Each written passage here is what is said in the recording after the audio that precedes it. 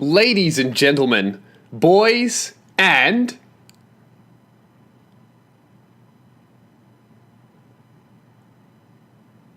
Are you going to do it? Girls. Welcome to the Spearhead Sundays podcast.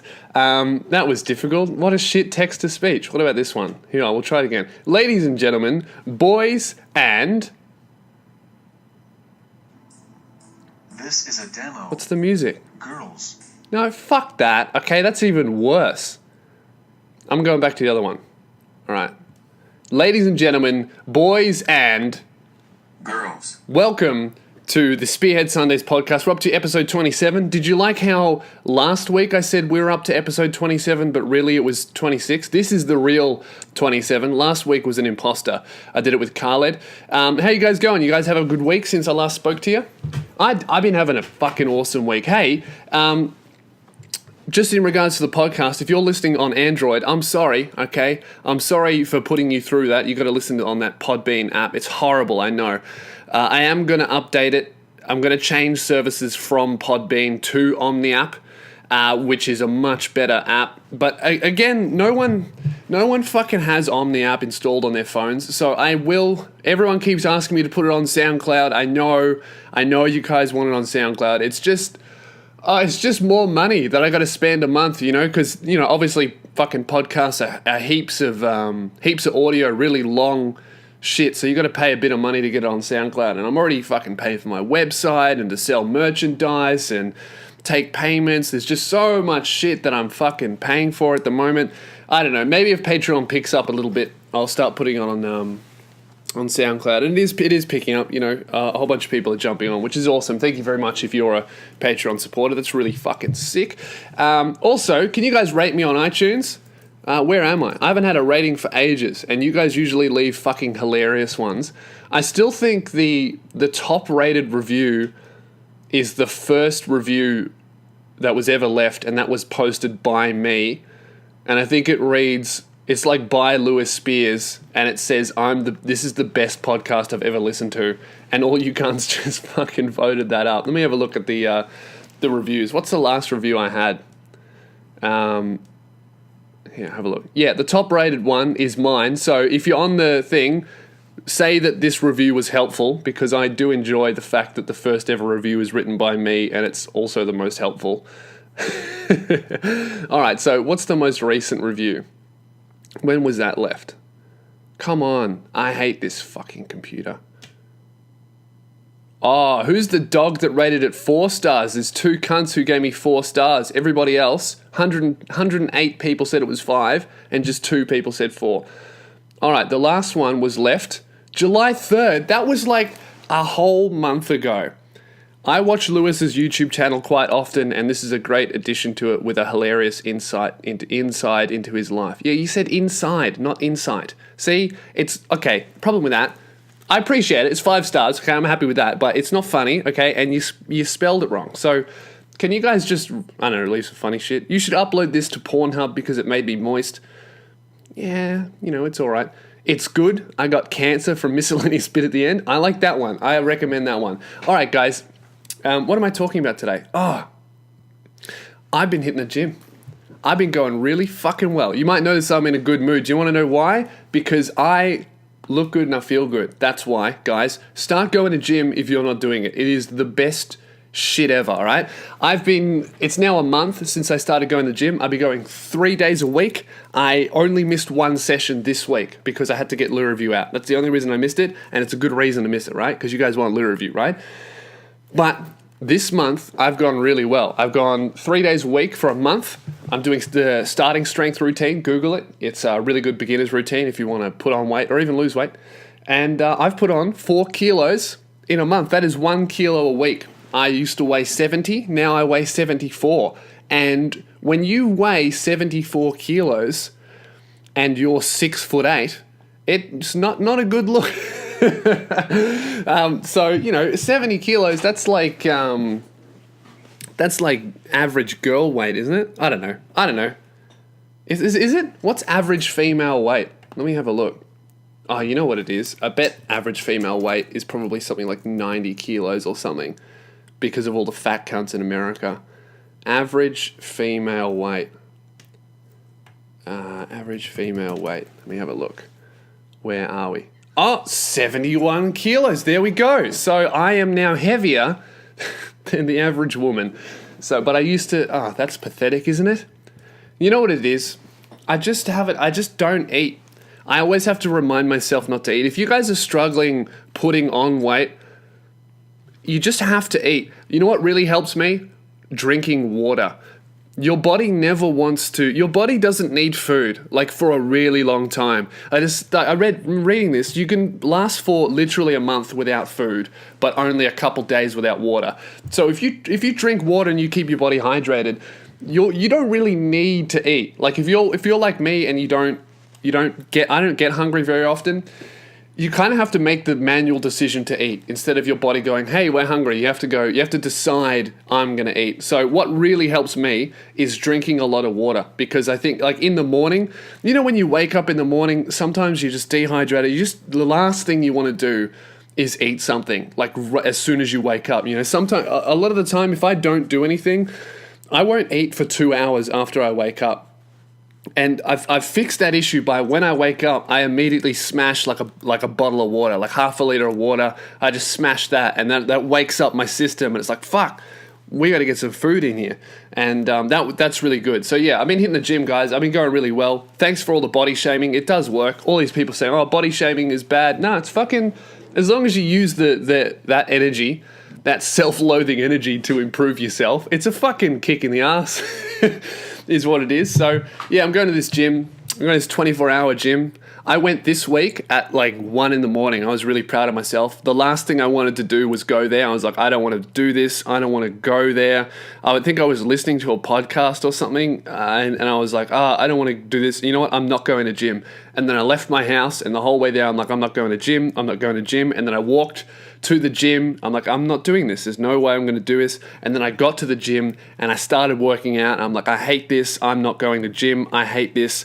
And then I finished my workout. I went all the way home and I was like, finally, I'm not going to the gym for real. Then I went to sleep and it was awesome. You know, I just fucking did it. I didn't even think about it. I just thought about how much I didn't want to be there, and I was like, I can still think that while I'm there, and I fucking went. And I'm very happy, because I'm looking a bit better. I'm putting on a bit of weight. Hey, I'm getting a bit of a chest going. I've always got my six-pack because I'm just fucking horrendously thin. But, you know, I'm adding a bit to the frame, because I want to look good in a t-shirt. That's my goal. I want other people to know that I've been going to the gym, and that I look good in a t-shirt. That's the goal. I suppose that's anybody's goal, really. If you can look good in a t-shirt, even girls, you know, if you look good in a t-shirt, you fucking made it fitness-wise. That's what I think. If you're a guy and you fill out a t-shirt, you know, you got big shoulders, big chest, small waist, you fill out a t-shirt, you look fucking good. There's nothing worse than a dude in a t-shirt and it just hangs off him like a fucking, like when you put, when people are painting the house and they get that painter's cloth and they lay it over a couch and you can tell there's like the skeleton of a couch in there, but it just it just looks like shit. Or when there's a guy, right? That's what it looks like when you're a skinny dude in a t-shirt. It's like someone's draped over something that doesn't really fit you. You look like a fucking scarecrow. Or when there's like a fat dude in a t-shirt and it doesn't, like, it's really loose around the shoulders, but then you get down to his belly and it's like he's got a fucking exercise ball in there. That sucks, and you can see the bottom of his stomach. That's the worst shit ever. So if you can get a t-shirt to fit you properly, that's the shit.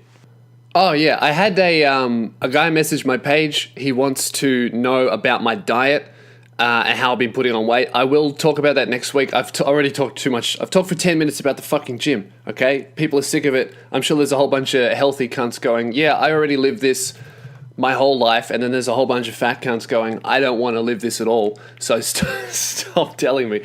So I'll tell you guys about my diet next week. What else do I want to talk about? I've got this written down. Okay, here we go. Yeah, oh, right, that's what I wanted to say. I've been going to the gym, right? And there's this guy, I just said I was going to stop, and here I go again. There's this guy that I go to the gym. He goes to the same gym as me, right? And we used to go to school together, but we were in the same year level, but we never spoke. We were never friends. He's not an asshole, right? I'm sure he doesn't hate me. I don't hate him. We just didn't we just weren't friends. Do you know what I mean? Like, we just never spoke. We never hung out. We didn't have the same circle of friends. We just didn't hang out. And he goes to this gym, and he's always there when I'm there. And it's like we're both obliged to say hello. And I don't want to talk to him. You know, he doesn't want to talk to me. I don't want to talk to him. It's not a hostile thing. It's just we both think, you're not my friend. You know, what do? I don't want to, like, it's to the point where I go to the gym and he's there, and it's like I have to say hello. And then, you know, when you talk to a person and you get 30 seconds into a conversation and you just realize that you're never going to like them. It doesn't matter how well you get to know them. You're never going to connect with that person in any way. And he feels that too, right? We're just not people that are compatible as friends or even as casual acquaintances. I say something and then he says something and then both of us think, well, that was fucking lame. So I don't want to talk to this guy. He doesn't want to talk to me, but he's fucking at my gym. I don't know what to do. I can't just ignore him. That'd be the ideal situation, man. I wish it wasn't rude to ignore people. Because you know what? I remember one time, all I want to do is to go to gym, not talk to anybody and go home. But he's there and I say hello. But I remember one time, he didn't say hello. Like, he saw me first and he walked past without saying hello. And I was like, wow, that's really rude. But whenever I see him and I say hello, I don't want to fucking do it. So really, he's doing me a favor. Why do we think that shit? You know? I don't know. I'm just gonna have to. I think I'm just gonna start. I'm gonna do the headphone thing. I'm gonna walk in wearing headphones and I'll do a little wave and then I'm not gonna acknowledge him. That's how I'm gonna solve this. Did you hear about those fucking retards that got killed by the tiger in Japan, Beijing or some shit? Right, they went to a wildlife enclosure, like not a zoo, right? When you hear enclosure, you think like tiger in a cage. No, they went to a big park that just lets tigers walk around and kill shit at will and feed themselves, right? They didn't go to a zoo, they went to the tiger's house. They drove through the tiger's house, right? 2 women and a dude in a car, okay? So they're just driving through. And you fucking know, before they went into this park, right? I read up about this. This park has had 2 deaths. An employee has been killed by an elephant, and an employee has been killed by a tiger. 2 separate incidents. So you know for sure that they have signs everywhere going, hey, even the elephants will fucking destroy you. You know they have a guy who gives everybody a speech, do not leave your car. You know that they have to sign like a waiver that says, I, Lewis, agree that if I get out of my car and I get my dick eaten by a fucking tarantula, I'm an idiot and it's my fault, okay? I don't know if they have spiders at this fucking thing that'll eat your dick, but you know what I'm saying, okay? You know that if you get out of the car, it's your fucking fault, and you know they told them that, okay? So the bitchmobile is driving down in the fucking park, right? They're driving in the park, okay? And I read this article, okay? So it's a mother, a daughter, a daughter's husband, and the child. Hang on, okay. So there's a husband and a wife, the wife's mother, and then the husband and the wife's young child, okay? So 4 people in a car, right? And they're in a Siberian tiger enclosure. So they're looking at the most amazing, beautiful, strong, majestic creatures on the planet, really. A tiger, can you get cooler than that? No, you can't. Maybe a tiger that has learned how to use a sword, but I don't think those exist, right? So they're surrounded by things that just eat other shit, okay? And what do they decide to do? What does the husband and the wife do, right? The wife is like, let's I know that honey, I know you took me to, battling wildlife world, right? Because you love me and you probably paid for it all and you think it will be a cool thing. I know that we're surrounded by beautiful landscapes and nature, and I know that we're also able to look at some of the most powerful creatures in the world right now, but what I would rather do than experience this is have an argument with you. And she's And she starts having an argument with him. And right? You know how women are, right? If she's having an argument in the middle of a wildlife park, it's nothing major, right? It's the pettiest shit ever. Because when women have arguments in a place, like if women have an argument with you while you're experiencing something together, it's never for a valid reason. Because if a guy is taking his girl out, he's done everything right. He's planned it all. He's like, this is going to be the best day ever, right? I'm gonna wake up at this time. I'm gonna get everybody breakfast, and then we're gonna go to the wildlife park, and then after that we're gonna go dinner. Like, if on the rare occasion, because guys never do stuff for their girlfriends, right? But on the rare occasion that we do something for our girls, we do it fucking perfect, because we know the first time we tried it, it fucked up, and she won the argument, right? So it's like, this is gonna go perfectly. And you know what happens when a guy does everything perfect? The woman she needs to fucking just say something. Yeah, I know, like, you were at the wildlife park and you made us breakfast and everything, but last week you stacked the dishwasher wrong. And he's like, oh, the fucking dishwasher stuff again. Oh, it's always the fucking dishwasher with you, isn't it?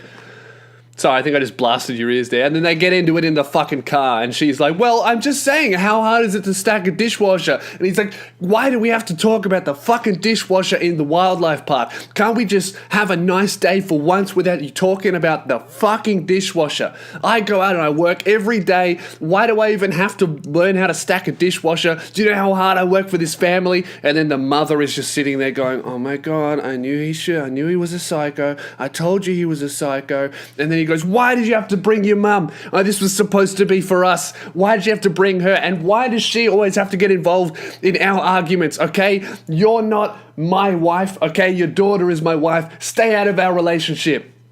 And then the girlfriend goes, oh, you're a fucking asshole. I knew we never should have come here. I hate you. And then she, like an idiot, she gets out of the car. Right? Okay, all of that shit I just made up. I'm assuming that's exactly what happened, okay? But she gets out of the car like an idiot. And everyone's like, hey, you're in the tiger enclosure. Why the fuck are you out of the car? She gets out of the car. She walks around to the front and wham! In fucking not even 5 seconds, a tiger comes up and grabs her. A full-on, like a tiger, man. You know how big a tiger is. Those things go around killing, like, African cows, whatever. I don't know what the fuck they're called. What are they called? Bovine? No, that's what cows are called. I don't know. You know what I'm talking about. An ox or some shit. I know that's also wrong. Whatever the fuck they're called in Africa. They're like 300 kilos. They've got big sharp horns. And all they do is eat grass and run away from tigers, right? Big fucking things. What do you think? Like a human compared to that is easy. It's like a snack. They kill it in 1 second and then they eat it. And like, that was cool. I'm still hungry. It's like when you eat Chinese food. It's real easy to eat, but you're still hungry later, right? So this idiot gets out of the car after a dumb fight about the dishwasher. A tiger comes up and grabs her. And then her mother gets out of the car like, what the fuck are you going to do? Right? You're gonna go stop a tiger that doesn't even live in the zoo, right? This is a tiger, I'm assuming, that is used to killing for food, right? If it's a natural living space, that's what they do. What, you think you're gonna come out of the car with your rolled up newspaper and go, hey, scab, stop it. Right? So this fucking dickhead gets out of the car after having a fight with her husband, and then her mum comes out with the rolled up newspaper, and you know what happens? The mum fucking does it, right? She saves her daughter, and the tiger stops eating her daughter. But then the tiger ends up killing the mum, right? So this fucking idiot has a dumb fight with her husband, and it's her fault that her mum's dead. Could you imagine the guilt that she has to live with now? They're probably going to get a divorce because she's going to be like, well, the husband, he's going to be like, why the fuck did you get out of the car? Holy shit. Why couldn't we just have this argument in the car? What are you doing? Are you insane? And then she's going to go, well, it's not my fault. If you stack the dishwasher properly, my mum would still be here. And then they get a divorce. Right? I don't know. That's what I assume happened. Just, what do people think is going to happen when you get into somebody else's house and get out of the car? The tigers, right? The tigers all day, every day, they see these big metal cars drive through their house. It's like, and they're like, how the fuck do we get the food out of those things? I don't get it. How do we get in there? They've been looking at it, trying to figure it out for their whole life, probably. And then finally, one stupid idiot gets out of the car and wham, like that. Like, not even, literally, she gets out of the car and in 3 seconds she's gone. That's how quick these tigers are, and that's how long they've been thinking, what does that taste like? I don't know, fucking idiots, man. And then I read in this news article, right, at the end of this news article, it says, where am I? Have a look. They're having an independent investigation to find out how this happened. What do you mean, find out how this happened? She got out of the fucking car. What are they going to do? There's footage of her driving through the park and making the manual decision to exit the car. It's not like she fell out, you know? She got out of the car and she got eaten by a tiger. And she'd be like, yeah, sweet. That's investigation done. Over. Fucking idiot, man. Every time you think you've heard the dumbest thing that someone's done, some fucking dickhead from Beijing gets out of her car in a tiger enclosure and goes, oh my God, why was I killed? Oh, man. Update on the translator thing. I got no segue for that, by the way, guys. That was just a bit of a rant. I got an update on the whole the supposed Kuwaitian princess from Kuwait, right? Who's been dropping my name in press conferences. If you don't know, a princess from Kuwait supposedly dropped my name in a press conference. Somebody asked who her favorite comedian was, and she said Louis Spears. I don't know what language it is in, but I know she says my name because my name is my name in whatever language, right? So we've been trying to track down somebody who can translate this footage for us. So I showed it to Khaled, who speaks Arabic, and he doesn't know. He thinks it's Pashto, right? He thinks the language they're speaking is Pashto. He doesn't speak Pashto. I haven't found anybody who listens to this podcast who speaks Pashto. So what I've done, right, is I have gone online to find a translator, a Pashto translator. Now, I found a translator. I paid him $10, and he's going to translate it for me, okay? I thought that he would have been done. I contacted him yesterday. I thought he would be done today, but he's not. So hopefully we will have a translation for next week. So next week's going to be a good podcast. Tell you about my diet, and we'll find out what the hell this princess was saying. And then, maybe we can track it down, and she can start funding my operation with that oil money, hey? Bit of the fucking old oil money. I don't know. We'll figure it out, guys. It's my little mission on this podcast. We're going to find out what that princess was saying. And I fucking any money, it's just two Arab girls pissing themselves going, oh, fucking idiot, he still believes it's a princess. Yeah, you know what, I do. I think it is a princess, okay? You know what? I've never been to Kuwait, but judging from how many cousins and brothers and sisters all of my Arabic friends have, I bet every fucking person in Kuwait is a princess, right? Because they're all just cousins and distant relatives, and they have when they have their family meeting in Kuwait, like their monthly meetup, it's just everyone in the country. Like they don't even have a meetup because there's no place there that would be big enough to hold the whole country. So they just say, today is meetup day, and everybody is just like, yeah, hey mate, you're probably my cousin or my sister, all right? So everyone's a princess or a prince or a king in Kuwait because they're all related.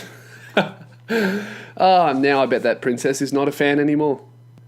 Speaking of princesses, I'd like to give you guys an update with all the Susan McLean stuff that's happened. So I wanted to talk about this last week, but I had Khaled on. You know, I didn't want to talk about my shit when I had a guest on.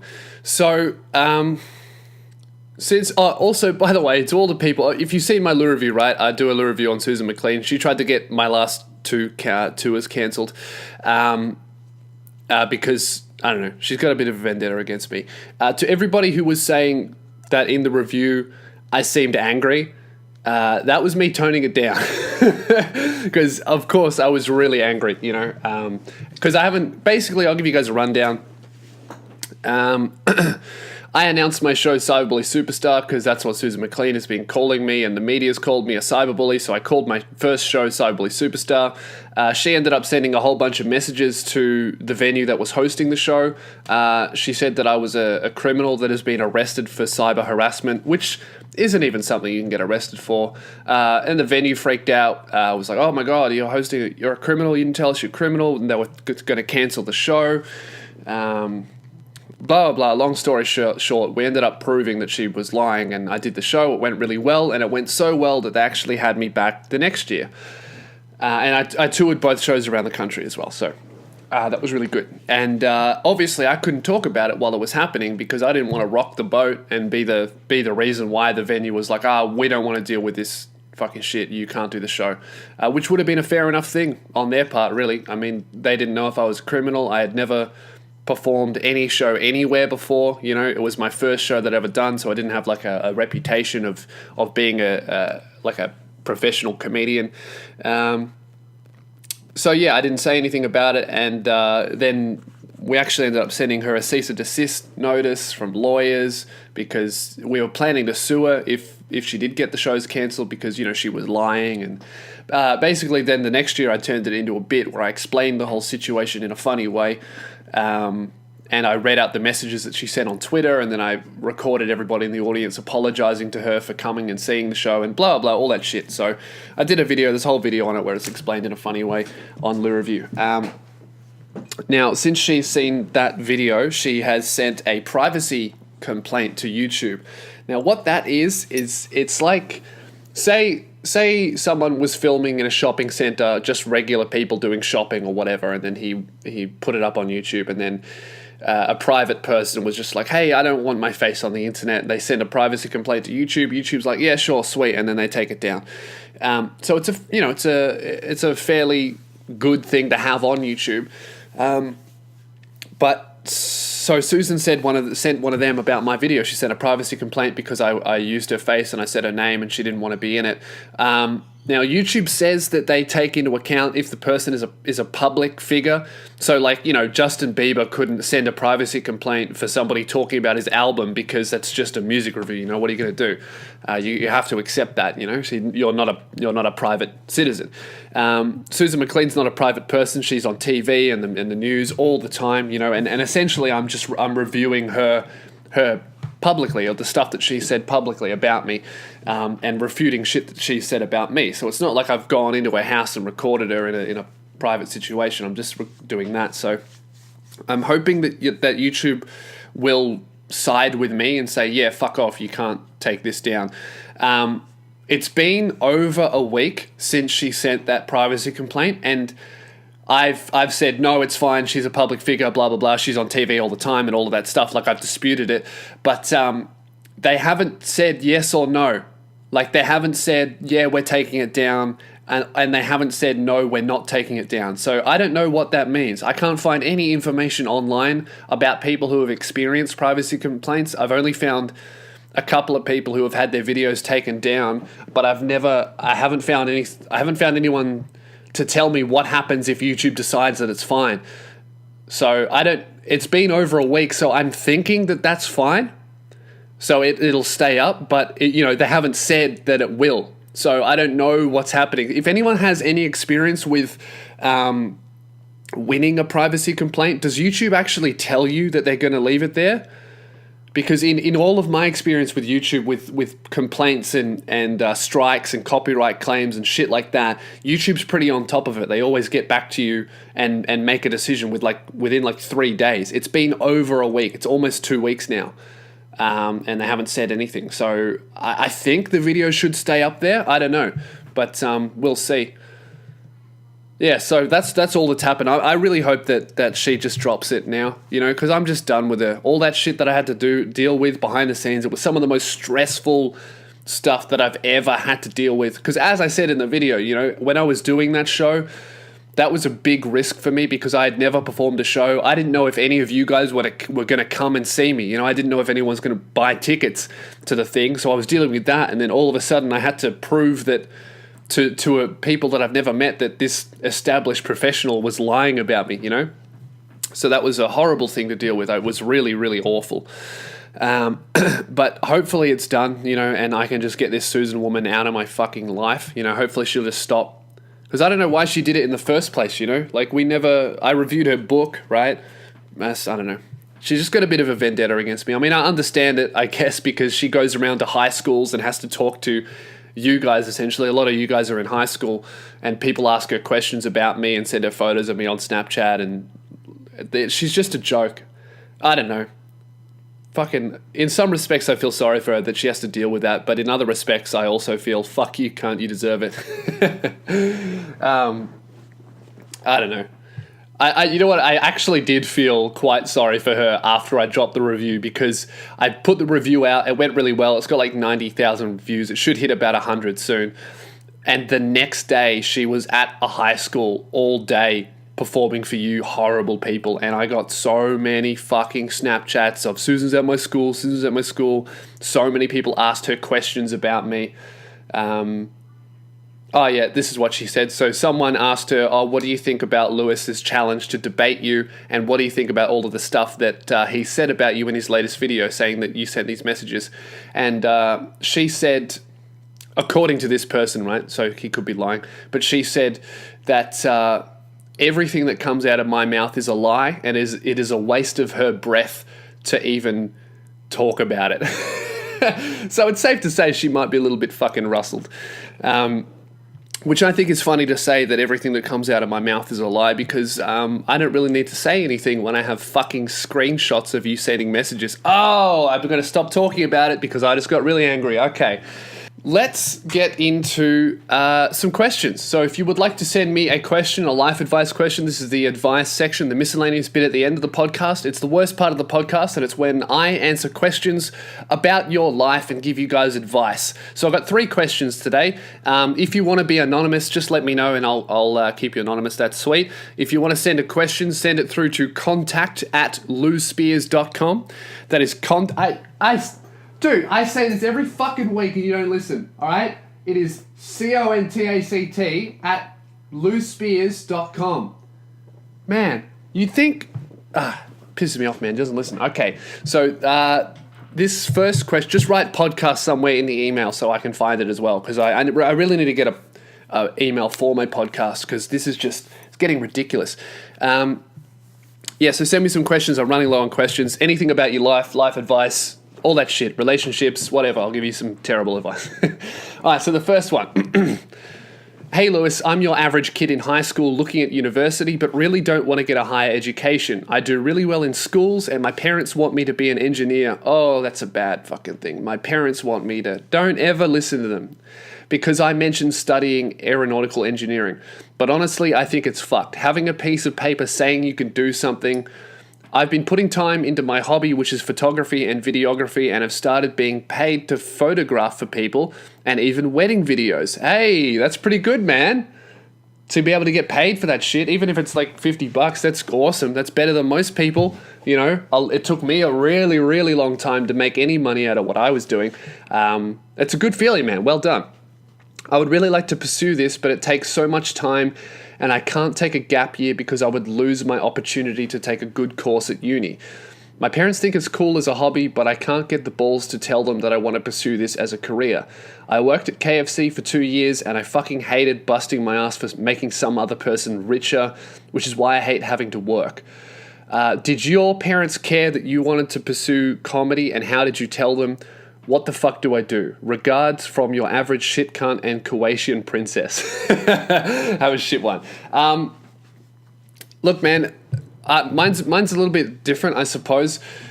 Oh, not really. I've wanted to be a comedian since I was 12, and I was telling my parents and everybody that I wanted to be a comedian since I was 12. I was real upfront with that. I told my teachers. Everybody knew about it. But you know what? I suppose that my parents always knew that I liked it. It's a bit like you, like they knew that I liked it as a hobby, and it was just a thing that I did, but they never really got that I was going to do it, you know, that I was aiming to make comedy my job. You know, there's a big difference between liking stand-up comedy and wanting to make a career out of it. So I think that my parents never really understood that I wanted to be a comedian as a job until I did my first show. Like really, like I was going out there and I didn't do open mic nights or anything until I was 20. Until I was 20, right, is when I started doing stand-up, which is kind of late. I guess. Oh, not that late. So I didn't start till I was 20. And they knew that I was doing it, and they were like, yeah, that's cool that you're doing that. But it wasn't until it didn't really become real because, you know, a lot of my stuff is online, and my parents they didn't grow up with the internet. So, you know, you can get 100,000 views on something, but what does that actually mean to somebody who hasn't grown up with the internet? You know, it's just numbers on a screen. It's not real. I don't think they truly understood that I was going to do it until they saw a show. Like I was talking about it. I was paying money to hire venues and organizing it and stressing about it and writing the show and gigging for a whole year. And it didn't really become real to them until they saw the show and they saw people in the audience. Like they saw you guys, you know, paying to see me. You know, like that's when it really became real for them. And that's when I think both of them realized, oh shit, he's doing it. You know. And I suppose photography is kind of the same. You know, you can take a camera out, you take a whole bunch of photos, put them on Instagram, but to your parents, what the fuck does that mean? Doesn't really mean anything. So maybe, I don't know, maybe you should be more upfront when you show them, hey, look, someone trusted me to shoot their wedding. That only happens once a year. That only happens once in a lifetime, you know? Maybe if you're a bit more upfront with your parents and say, hey, look, I really like photography and I made a bit of money out of it doing this wedding thing. I would like to pursue this as a career. I would say it's probably not a good idea to take a gap year because you would lose your opportunity. I don't know much about university, man. If you would lose your opportunity at a good course, maybe get into that good course and then defer it if you can, because I know you can accept a course and then do like a term of it and then defer it, because my girlfriend's done that before. So maybe that's an idea for you. Like you could do the engineering thing for a little bit and then defer it and take on photography for 6 months and see how you go with that. And then and then your parents will totally understand, look, I've tried the engineering thing and now I'm trying the photography thing and I have to do the photography thing. So I guess, yeah, do that. Show them a little bit more of your work in a physical manner. If you understand what I mean, because yeah, my parents really didn't get that this was the only thing I was going to do until they saw the show. And even then, after I did my first show, because obviously I didn't make $1 million out of it, I had to get a job after I did my first tour, about halfway through the year, because I ran out of money because I didn't make $1 million, right? And then as I was working, it was like, oh fuck, he's gone back to work. But then I quit that job and they're like, oh, what are you doing? I'm like, I'm doing comedy, you know? I told you, I'm doing comedy, so I need to quit this job. I have enough money to save up for the next show. I'm going to do comedy. And then I did this tour this year, and now I'm okay to work, to not work, sorry. I'm not a fucking rich person, you know? But they understand that if I can go to the shops, go to the supermarket and buy a week's worth of groceries off of money that I made telling dick jokes, they understand that, because it's much more physical, if you get what I mean. Like, oh fuck, Lewis hasn't gone to a job in 6 months and he's not starving to death. I guess this is a real thing. Because I think a lot of that thing just comes from parents being, you know, worrying. You know, they want their children to do well. So if you start doing photography and they're like, oh, I know he likes photography, but is he going to be able to pay rent and move out of my house with photography? It's because they know the risk that's associated with it, and they just want you to do well. So I would say be a bit more upfront and show them as much work as you can, just to get them used to it, and then just tell them, man, it's not the biggest deal in the world. Tell them that, hey, I'm going to get into this university course, but so you guys know, I really like photography and I think I'm good at it and I think I have a shot at it, so I really want to try it, and they'll be okay. All right, next question. Hi, Lewis. You can call me Kayla for the sake of the podcast. A few weeks ago, I finished my L's driving hours and I booked a VORT test. L's to P's for dumb cunts. Oh, well, I'm a dumb cunt because I don't know what a VORT test. Okay, so you booked your driver's license test to get off your L's. Okay. I booked the test and deposited $100. It's the day of the test. I leave school early. I had to fucking leave school early for this shit and arrive at the location, which is a shopping center. I waited 45 minutes in the rain going from car to car asking if they were the examiner. I couldn't find the guy. Eventually, I get home and I call them. I explain the situation politely to the man on the phone and how I went to every car in the area. He told me it was my fault that the examiner changed locations. Oh, so the guy changed locations and didn't tell you?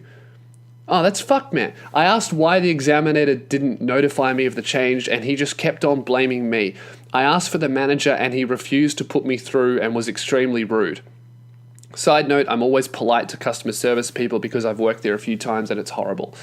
He starts yelling at me, and once he finishes, I calmly ask if I can have my $100 back. By this point, I'm shaking and crying, but keeping calm because I'm trying to keep it professional. He essentially tells me to fuck off and kept implying that I was upset because it was my time of the month.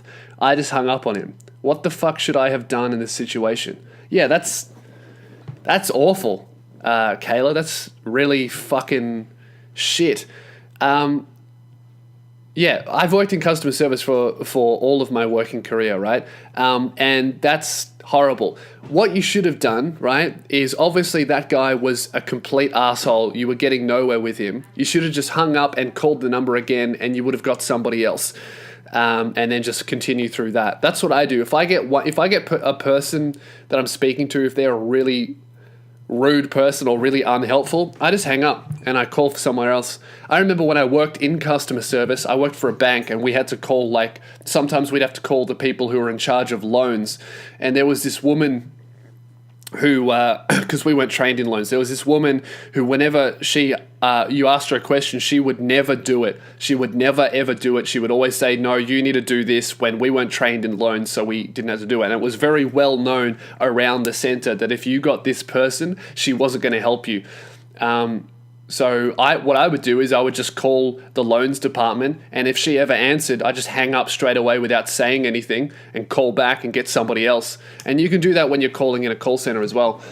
What you could do now, though, to get your money back is the calls should be recorded, right? They're usually always saved. Every call center does it. Is just call them back now and say, hey, I called on this date from this phone number and I spoke to this person.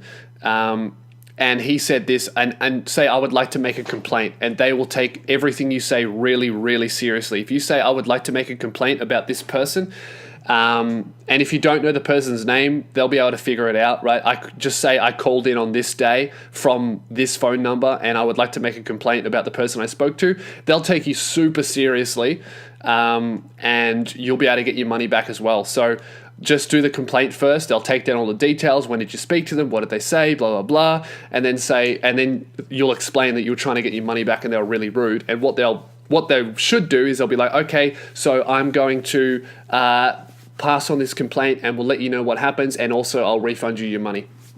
That always happens. So just call them back and lodge a complaint, Kayla. Best of luck. Fuck that cunt. Last question. All right. Hey Lewis, I'm a straight white male. My life is obviously pretty great in most aspects. I feel like I have to say this so the SJWs don't get pissed. I don't think there's any social justice warriors that are listening to this. I think they all dropped off after that first time I spoke about Black Lives Matter and it was white and they just fucking lost their shit, and I've never had any other complaints since. Okay, so my parents were raised Christian and they are ridiculously conservative and also pretty racist. Oh, that's always good.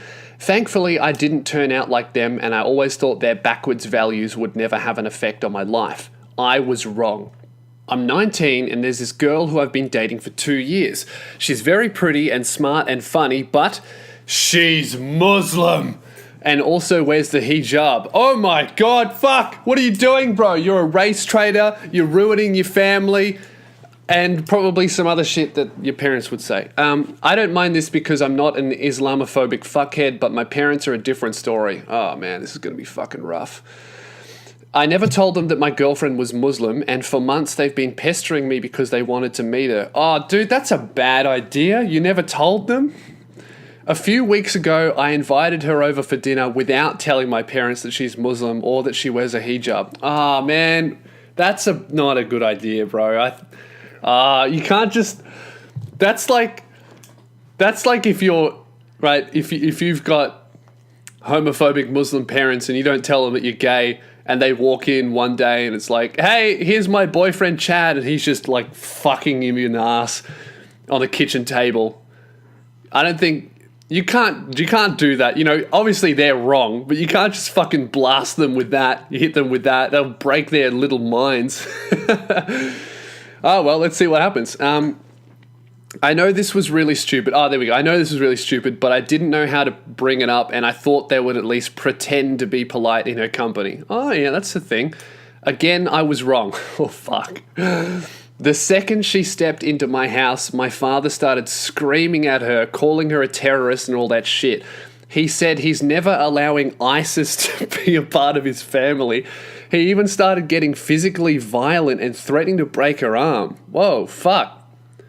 That's fucked up, man. That's... Like, if you're going to be racist and yell, sure, whatever, but don't fucking hit someone. That's awful, bro. Me and my brother had to intervene to stop him because he was being fucking insane.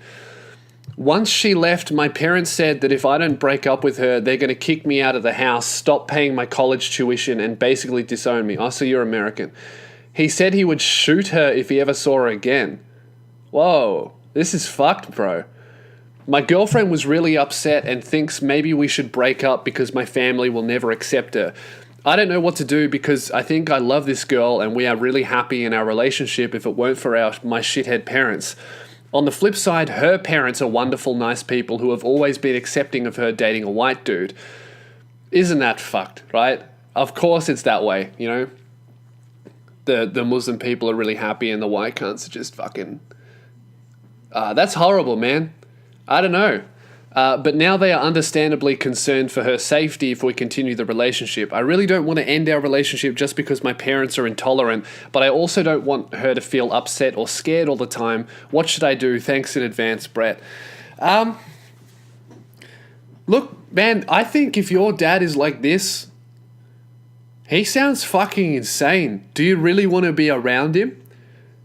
Because I imagine, right, even if you break up with this girl, he's probably not going to let you forget that time when you dated a fucking Muslim from ISIS, you know?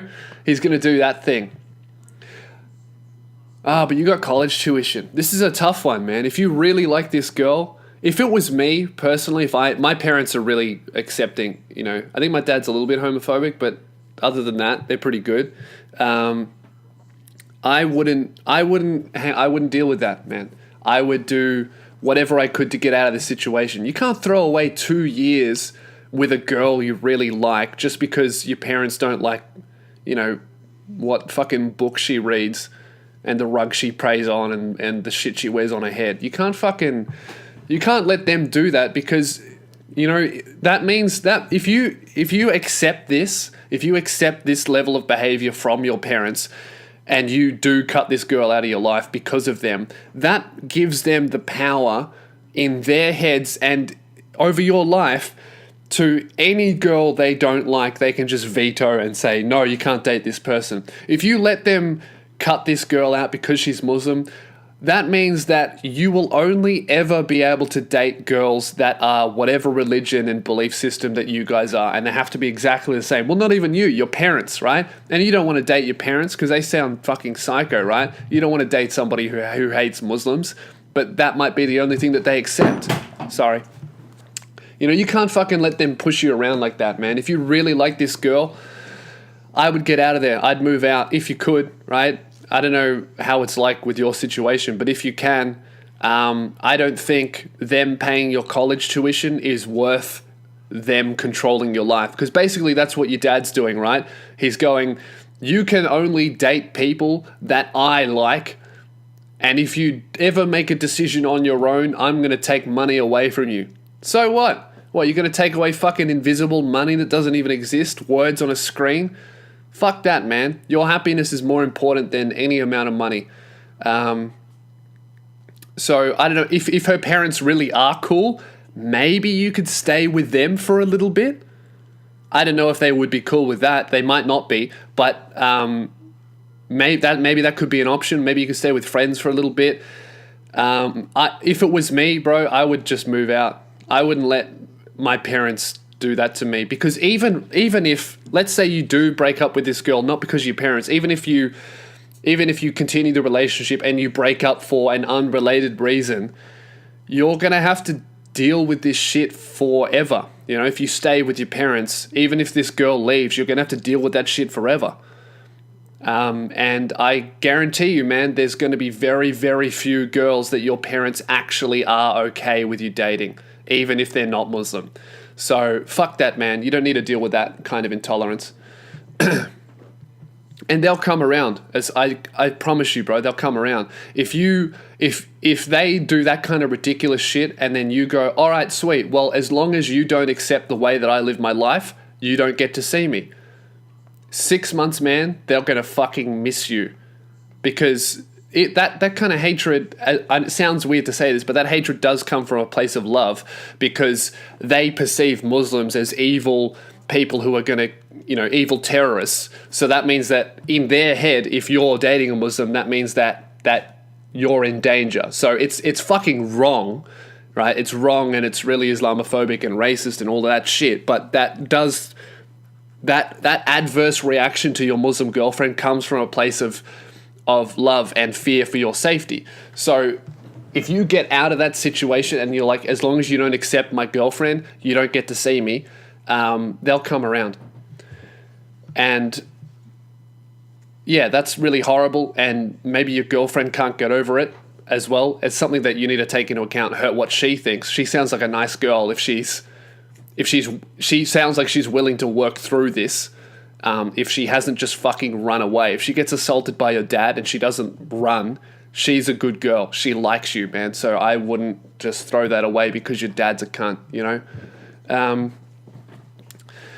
Because I remember my girl's parents weren't very accepting of me. They're really religious. Not as bad as that. They never tried to assault me, but they really didn't like me for a very long time. But it's 4 years later, I've gotten the dad to begrudgingly accept my existence, which is better than what it was. I remember we just didn't talk. I remember when I first met them, they yelled and all this kind of shit. It's a story that I will tell you guys. Maybe I have my girl on the podcast and we'll talk about how we met and how I met her parents. It's a fucking huge story. But eventually they came around, and they like me. Her brothers like me and all this kind of stuff. And they're good people, but they came around. It's not as extreme as the shit that you went through. But we had a rough start. And basically it was... My girl was just like, well, this is the person that I like and I'm staying with them. And eventually... they will realize that your parents will realize, fuck, my relationship with my son is more important than my ignorance to Muslims. And they will realize that, okay, this girl's Muslim, but my son really likes her and she's treating him well. And they'll come around. And if they don't, then fuck them. Do you really want to deal with that for the rest of your life? So yeah, I would get out of that situation, man.